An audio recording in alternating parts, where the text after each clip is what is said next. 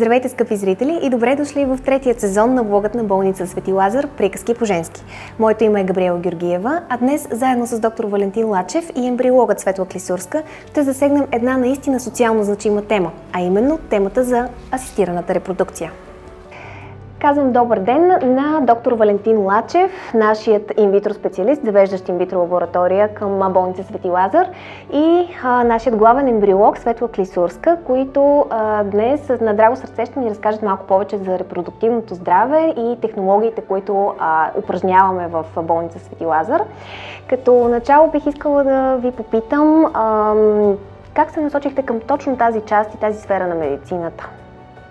Доктор Лачев, е към вас. Да започнем с вас. Случайно. Аз съм акушер-гинеколог. Повече от 40 години работя като акушер-гинеколог. Но много отдавна, преди 30 и няколко години, когато работех в Института по ендокринология на Христо Михайлов, той сега вече не съществува, заедно с доцент Щерев, тогава инвитро оплождането не беше познато в България, а беше преди 10 години. Преди това беше родено първото дете в Англия от Стептол и Едуардс, двама акушер-гинеколози и ембриолог. И беше, така да се каже, много модерно. Ние започнахме да се занимаваме с това и тогава се ориентирахме към тази област на репродуктивна медицина, се нарича това. И след това напреместиха в майчин дом. Както казах, беше много модерно за времето си. И започнах да работя в тази област. Стерилитет и по-точно инвитро оплождане. Светла, ти си вече част от нашия екип, близо 10 години ще станат. Кажи ми как се запали по репродуктивната медицина и изобщо ембриологията и всичко това, което в момента е в твоя ресор. Да, при мен не стана случайно. Всъщност аз работих в една генетична лаборатория и бях допускана да влизам и в лаборатория по инвитро. Така че аз имах възможността да наблюдавам всички процеси, манипулации и така се запалих по инвитрото и всъщност осъзнах, че това е моето място. Твоето призвание? Определено, да. Добре, сега да преминем към по-сериозната част като въпроси. Кажете ми, доктор Лачев, кога вече говорим за репродуктивен проблем, който налага инвитро процедура и как е редно да подходи пациента в такава ситуация? Нещата се промениха. Ако беше преди 15 години, ще да кажа стъпките какви са от до. Но от доста време хората сами идват да правят инвитро оплождане без да имат проблеми дори. Тоест, това се наложи вече като методики. Това са различни методики инвитро оплождането. Ние го наричаме инвитро оплождане, но това са най-различни такива методики. Много хора смятат, че даже по този начин трябва да забремене и жената. Идват при мен постоянно пациенти, които нямат никакви проблеми. Проходими тръби, нормална функция на яйчници, нормална спермограма. Той работи в чужбина, тя в България или обратното. Нямаме време, вика, да се срещнем. Искаме инвитро оплождане. Хората добиха увереност, че с инвитро оплождането могат да решат всички си проблеми. Което не е съвсем така, но действително стъпките, понеже ме питате за стъпките, ще ви кажа, че когато една двойка има нормален полов живот, в рамките на половин до една година и не се случва забременяване, би трябвало да се направят определени изследвания, за да се види дали има някаква причина или просто не се случва, защото при жената, при човешкия вид е така устроен, че жената забременява под 30%. Аз го казвам това на студентите, когато имах студенти на времето, че само зайците забременяват в 100%. При хората не е така и затова някой път се изнервят, бързат, а на практика няма някакви особени причини. И когато почнем изследванията, много често, когато няма друга някаква анатомична причина, се получава бременност спонтанна, докато са в процес на изследвания. Може би се успокояват, решават, че са взели правилните вече мерки и това им помага да се случи без инвитро оплождане. Какви са изследванията, които всъщност трябва да направят като начало, встъпителни, да кажем, една двойка, която цели да разреши този проблем? Има такива базисни изследвания. При жената това са да се установи дали тя има овулация. Това става с ултразвукова диагностика и с хормонални изследвания в определени дни от цикъла. а при мъжа се прави спермограма. Там също има изисквания, но те са съвсем елементарни, просто между 2 и 5 дена да са имали въздържание, нищо повече. Това са базисни основни изследвания. Разбира се, ако има някакви съмнения, че жената има възпалителен процес или е прекарала някакъв аборт и прочее, трябва да се направи изследване и за проходимост на маточните тръби. Сега отново искам да се върна малко повече за спермограмата, Светле, да ни разкажеш. При нас има две опции, които се предлагат на пациентите. Има едно стандартната, обикновена и разширена спермограма. Това е най-бързият и лесен начин, по който да се отхвърли мъжкия фактор при двойката. Разкажи ми малко повече за това какво се изследва, какво съдържа тя като информация, какво дава на специалистите, нали, като... Да, в кои случаи се налага разширената спермограма. Всъщност, моите наблюдение от години е, че по-рано хората, т.е. мъжете, малко с страх подхождаха към това предизвикателство едва ли не да си направят спермограма. Мисля, че нещата се променят. Все повече млади хора идват чисто профилактично и се интересуват своето състояние, което е много добре. Когато правим спермограма, в принцип критериите, които отчитаме, са подвижност, концентрация, подвижност и морфология. Това за нас е много важно, защото ни ориентира в последствие как да работим, ако се налага инвитро процедура. Защото ако мъжът е с нормозооспермия, т.е. всички показатели са в норма, тогава прилагаме IVF или нормалното инвитро оплождане, защото се допуска, че нарушенията са по женска линия, те са свързани с пациентката. Когато обаче има нарушение до средна степен по мъжки фактор, тогава прилагаме ICSI, интрацитоплазменото инжектиране на сперматозоиди, а когато имаме тежки нарушения по мъжки фактор и най-вече по отношение на морфология, тогава прилагаме IMSI процедура. Тоест се селектира един конкретен, най-качествен сперматозоид, който да бъде инжектиран обратно в най-качествената яйцеклетка, с която разполагаме. Селектира се морфологично с специалната апаратура и възможности за това. Мисля, че ще е интересно за нашите зрители да проследим разликите в двата метода на инвитро оплождане, да разкажеш малко повече в детайли за класическото IVF и ICSI плюс IMSI. От твоята гледна точка, всъщност, като ембриолог? Така, всъщност станаха 3 варианта за оплождане, които ние предлагаме на нашите пациенти. Каква е разликата между тях? Да започна първо с обикновеното инвитро оплождане, така нареченото IVF оплождане. Това е оплождането, което се доближава най-много до естественото оплождане. Защо? Защото след обработката на семената течност и селектирането на сперматозоидите, ембриолога поставя сперматозоидите и яйцеклетките в обща среда. Там предстои тяхното естествено оплождане. Можем да кажем, опложда най-добрия сперматозоид, така както е в естествените условия. Просто ви им правите една добра среща. Точно така, точно така. Какви са показанията за провеждане на IVF процедура? IVF правим, когато проблемите са свързани предимно с жената, с пациентката. Тоест, когато има запушване или липса, или възпаление на маточните тръби, когато има неизяснен стерилитет, когато има проблеми, имунологични проблеми. И не само това, когато има и слаби нарушения по мъжки фактор. ICSI процедурата, какво представлява тя? Това е интрацитоплазменото инжектиране на сперматозоид. Провежда се специална апаратура, така наречения микроманипулатор. С помощта на специална микроигла, избрания сперматозоид се вкарва в яйцеклетката и се осъществява оплождането под микроскопски контрол. Увеличението е 200-400 пъти. ICSI се прилага отново, когато има нарушение по мъжки фактор. Би казала средна степен нарушение. И стигнахме до IMSI. Какво е IMSI? IMSI е оплождане с морфологично селектиран сперматозоид. Всъщност, ние извършваме IMSI като метод и го съчетаваме с процедурата ICSI. Да. Тъй като апаратурата, която използваме за IMSI е по-специална, там се постига увеличение над 6600 пъти, в сравнение с ICSI казах 200-400, И това позволява на ембриолога да бъде много по-прецизен, много по-точен в избора на сперматозоида. Защото при това много голямо увеличение ние можем да видим клетъчни структури. Можем да видим акрозомата, да преценим акрозомата в какви проценти, ядрото, шийката, митохондриите, опашката на сперматозоида. Това ни дава по-големи възможности и по-голяма точност при работа.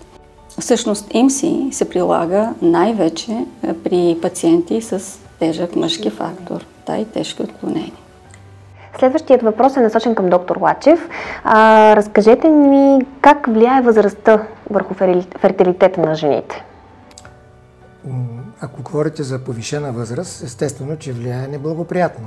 Аз бих казал, че има хронологична възраст и биологична такава, защото има жени, които са на 45 години и имат прекрасна овулация, нямат никакви проблеми, и други на 30, при които вече има отпаднала функция на яйчниците. Така че нещата са различни. Но по принцип възрастта влияе неблагоприятно. Какво могат да направят дамите, които са след 45, приближават 50-те, но биха искали да имат дете? Какви са опциите, които стоят пред тях? Първото, което трябва да направи една жена, която е след 40 години или след 38, примерно, е да направи някои хормонални изследвания, както и така наречения антимюлеров хормон, който говори до голяма степен за яйчниковия резерв, така наречен, и да се види с ултразвукова диагностика дали има фоликуларен апарат, дали има фоликулчета в яйчниците. Това са две неща, които до голяма степен ще ни дадат информация дали тази жена има перспектива по-нататък за инвитро оплождане. Това са основните изследвания. А когато този резултат е неблагоприятен? За съжаление, често пъти след определена възраст този резултат е неблагоприятен.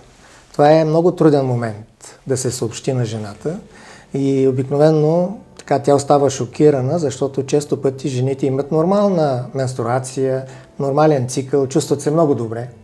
И за тях е шок изведнъж, когато им се каже, че яйчниковия резерв е изчерпан.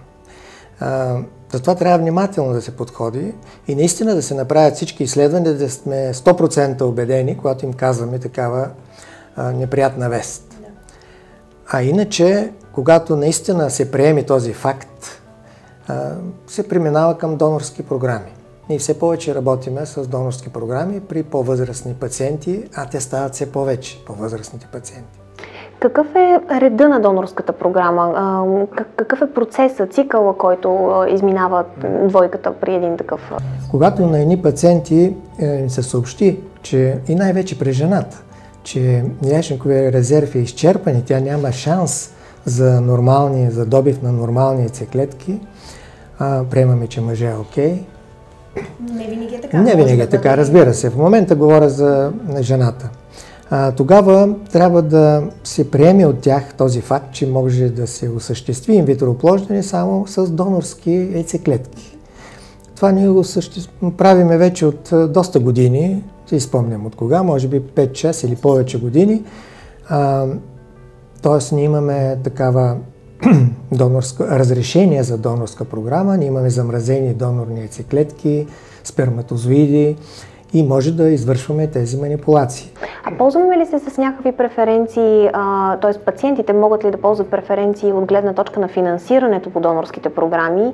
Има такива различни по места, по общини? Да. Ние имаме такива жени и семейства, които забременяха, които общините им плащат цялата или част от сумата, която струва, но по фонда, който е Центъра за асистирана репродукция към Министерството на здравеопазването, жените имат право до 43 години само и то не е с донорски програми, а с собствен генетичен материал.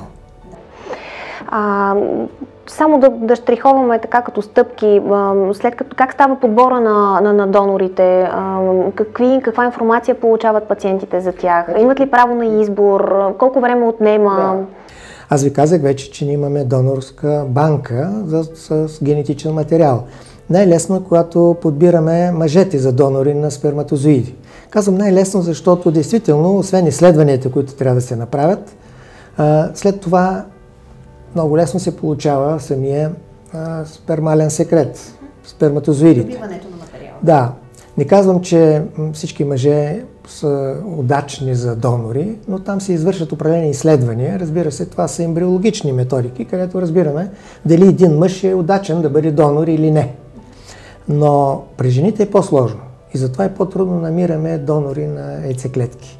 Защото при жените трябва да се стимулират, след това се прави пункция, все пак това отнема и време, до известна степен тези процедури са инвазивни, говоря за пункцията. И освен това, не всяка жена е с качествени яйцеклетки, а това ние го разбираме чак след като добием яйцеклетките. И ги дадем в лабораторията и там вече се вижда дали тази жена е удачна да бъде донорка. И разбира се, там има значение и годините. Сега увеличиха възрастта до 38 години. Една жена може да бъде донорка. Трябва да има едно родено дете. Това са общо взето изискванията. И разбира се, има и редица изследвания, които се извършват преди това. Трансмисивни заболявания, генетични изследвания, поредица от изследвания. Не е лесен начинът да намериме качествени донори, особено за яйцеклетки. Това е факт. Може би това е една от причините все пак процеса да отнема по-дълго време, нали? Някъде средно между 2 и 6 месеца е една такава програма. Да. Когато определим, че едно семейство е за донорен материал, говоря пак за яйцеклетки най-вече, се подписва един договор между семейството и нашата болница, където има описани редица условия, на които трябва да отговарят. Те трябва да ги приемат. За съжаление, има листа на чакащи се, която е не по-малко от 6 месеца. Действително, има известно изчакване. Не е лесен добива на яйцеклетки. И някои лаборатории работят с яйцеклетки готови. Испански, други лаборатории предлагат такива яйцеклетки, които могат да се съответно вземат оттам, но ние не работиме по този начин, освен с донорни сперматозоиди. Ние от много години работим с датската криобанка, така че освен нашите сперматозоиди, които са от български донори, може да се вземат, по-точно да се закупят от датската криобанка. Даже жената сама може да осъществи това и направо те пристигат с DHL при нас в нашата криолаборатория. Тоест много е достъпно и лесно тази манипулация. Продължителността на едно класическо инвитро оплождане може да се събере в рамките на колко? 18-20 дни? Точно така. 18-20 дни, защото се започва от първи и втори ден на цикъла на жената, самата стимулация. Тя протича съвсем, всичко е амбулаторно. Не се лежи в болница, правят се едни инжекции, с които да стимулираме функцията на яйчниците, наблюдава се на ултразвук, извършват се хормонални изследвания.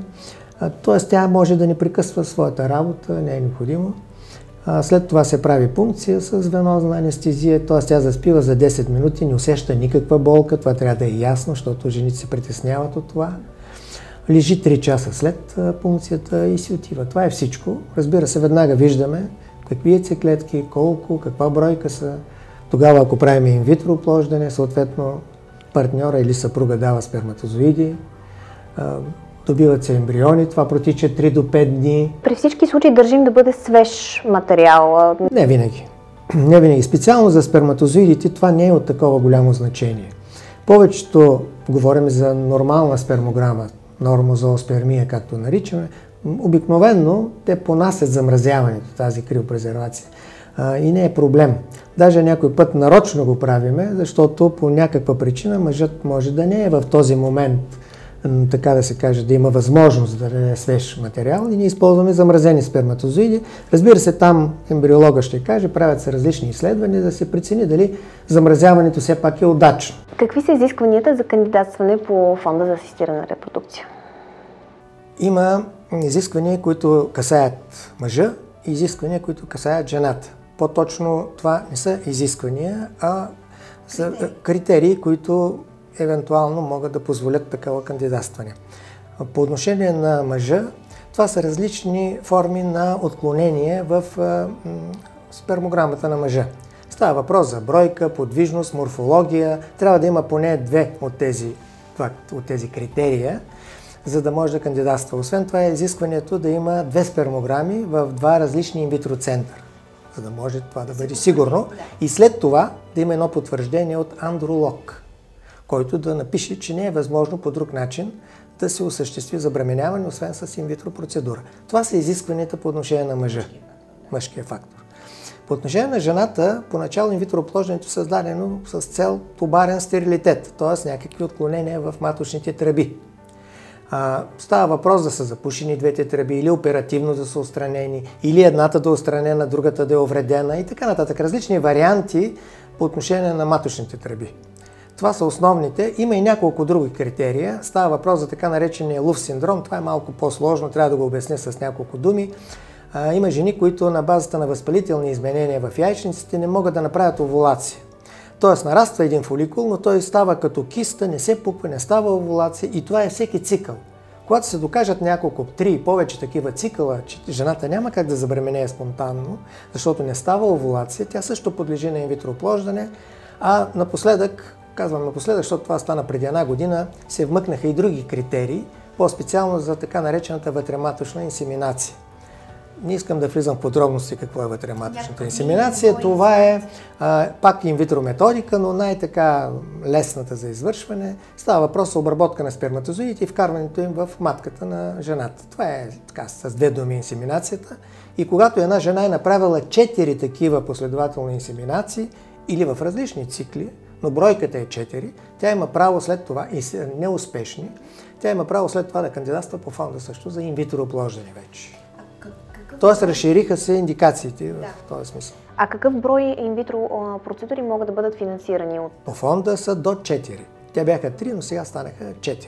А възрастовата граница? Възрастова граница е 43 години и тя си остана такава и това е логично, защото все пак след определена възраст рязко пада процента на успеваемост. Аз трябва да имам 25% забременели жени и 15% бебе, родено бебе, живородено, за да мога да кандидатствам по фонда.